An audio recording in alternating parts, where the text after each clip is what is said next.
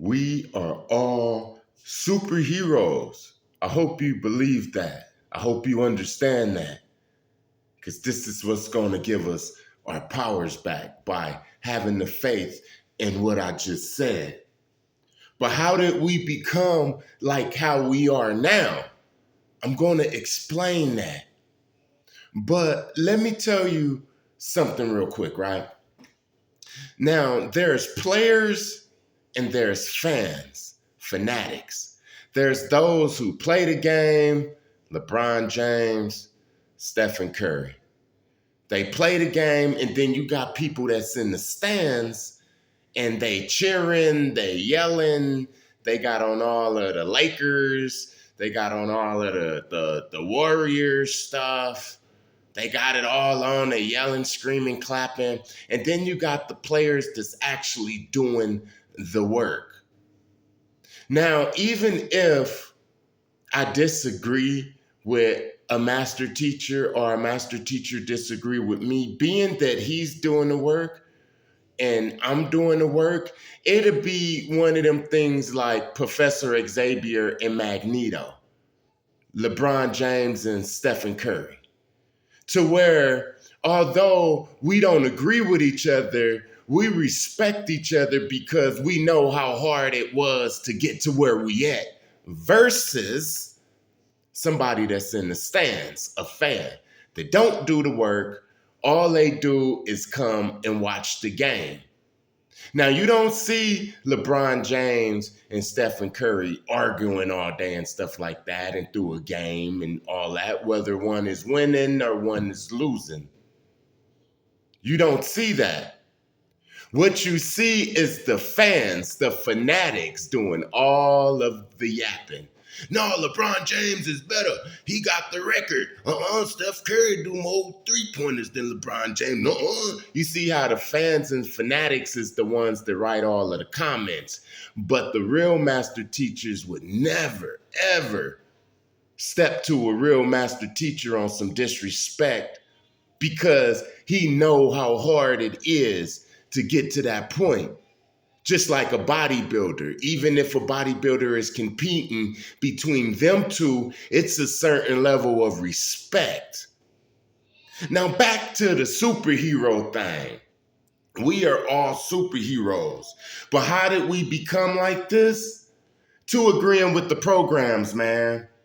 Death, we agreed to that. Hunger, we agreed to that. We agreed to pain. We agreed to all that. It was a time where this stuff didn't even exist. Death, hunger, pain, things like that.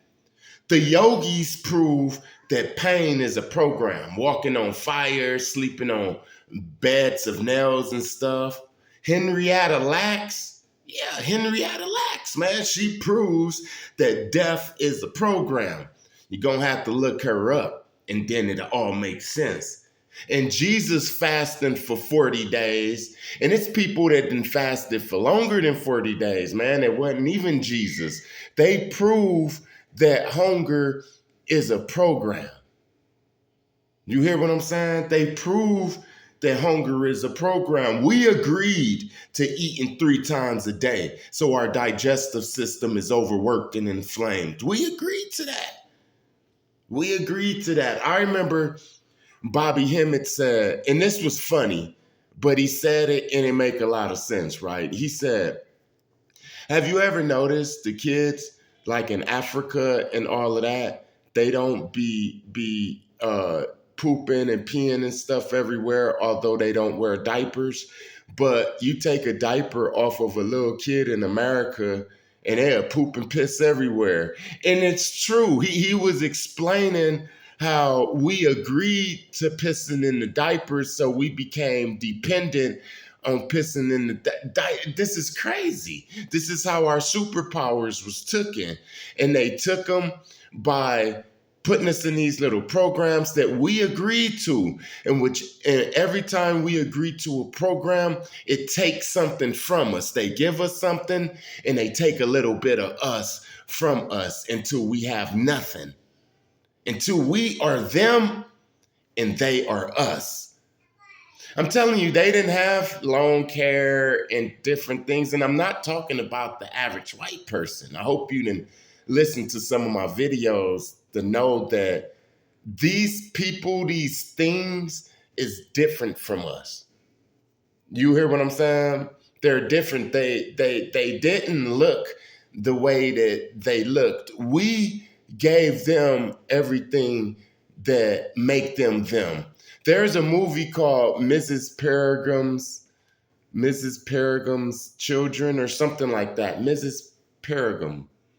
She's a falcon and she have all of these little children with different abilities and stuff. Samuel L. Jackson playing that, and they was eating the kids' eyeballs, and the more eyeballs that they eat, the more they was able to materialize and be inside this reality. It's the same thing, the same exact thing. Without us giving our superpowers away, they are nothing.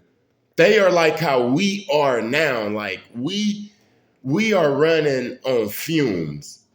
And look how strong we are running on fumes. Look how Tiger Woods can put that ball up in that little bitty hole, man, or how Serena Williams now, man, or how people could sing inside of oppression, inside of a state of no superpowers. Imagine when these programs are broken. Imagine when we stop eating the foods and eating as much.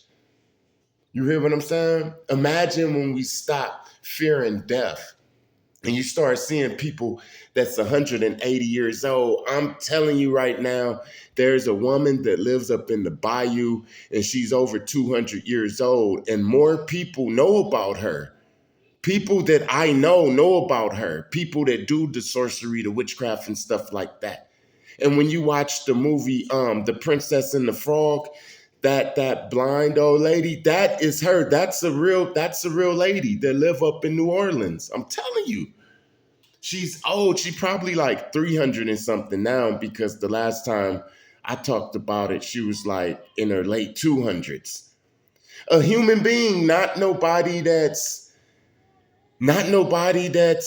a demon wrapped inside of a flesh suit or nothing like that. True, she is working with the elements and stuff like that, but she's totally out of the program. Why do you think that the real witches, they move to the middle of the woods and stuff? Because that's totally out of all the programs. Now, once you are totally out of all of these programs, you start to become a superhero. You hear what I'm saying? You start to become a superhero. If you was to go to the woods right now and you was to survive, you wasn't scaring, you wasn't a buster, and you was to just survive, and you would start becoming something else. You would start to become like the pig. If they put a pink pig in the woods, then that pink pig would start growing tusk and his hair start getting thicker and he'll get more leaner and run faster and be more like vicious like, just by putting him in a natural environment. That's putting him without the programs. That pink pig is surrounded by all of them programs. He's getting fed by the farmer and all of that. You see, when we get fed by somebody else, it lessens our ability to feed ourselves, just like with testosterone. A bodybuilder, they take so much artificial testosterone that their testicles, it says, hey man, I don't need to work no more because I'm getting fed. Like, hey, I ain't got to do the job. It's already producing it. So let me shrink down and just chill out. Because the body's not going to do nothing that it doesn't have to do.